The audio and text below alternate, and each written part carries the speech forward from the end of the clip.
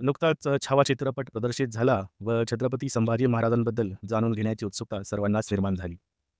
संभाजी महाराज हे पराक्रमी व शूरवीर तर होतेच, पण त्याशिवाय ते एक उत्तम साहित्यिक आणि अनेक भाषांचे जाणकारही होते. संभाजीराजांनी वयाच्या 14व्या वर्षी राजनीतीशास्त्रासाठी एक बुधभूषण नावाचा ग्रंथ लिहिला. तो संस्कृत भाषेत लिहिला. त्याशिवाय त्यांनी ब्रज भाषेमध्ये नायिका भेद, नखशिका व सातशतक असे ग्रंथही लिहिले. आता मी तुम्हाला संभाजीराजांबद्दल एक असा किस्सा सांगणार आहे, त्याने तुम्हाला संभाजी महाराजांचा खरंच अजून अभिमान वाटेल. तर त्याचं काय झालं, संपूर्ण दक्षिण भारत जिंकून घ्यावा अशी एक महत्त्वाकांक्षा घेऊन संभाजीराजे कर्नाटकात उतरले. कर्नाटकात उतरल्यावर त्यांनी पहिल्यांदा म्हैसूरकडे मोर्चा वळवला व तेथील वाडियार राजा चिक्कदेवराय याला गुडघे टेकायला भाग पाडलं. नंतर राजे खाली तंजावरकडे गेले. तंजावरमध्ये राजांचे चुलत भाऊ शाहूजी राजे राज्य करत होते. आता हे शाहूजी राजे कोण? तर शहाजीराजांकडे तंजावरची ही जहागीरदारी होती.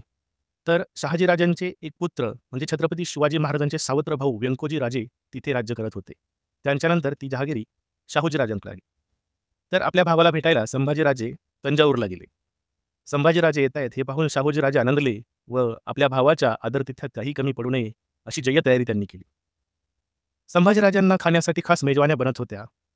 एकदा काय झालं, की तुरीची आमटी बनत होती आणि अचानक सगळ्यांच्या लक्षात आलं, की आमसूल संपलेला आहे.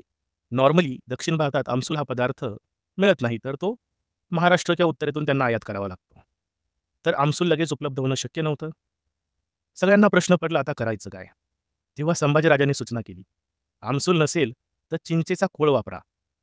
आणि तसं केलं आणि जो पदार्थ तयार झाला, तो अतिशय चवदार झाला आणि सर्वांना खूप आवडला. त्या पदार्थाचं नाव काय असेल सांगा बरं? त्या पदार्थाचं नाव आहे सांबार. काही लोक त्याला सांबर म्हणतात, काही सांबार म्हणतात. आता त्याची नीट फोड करा.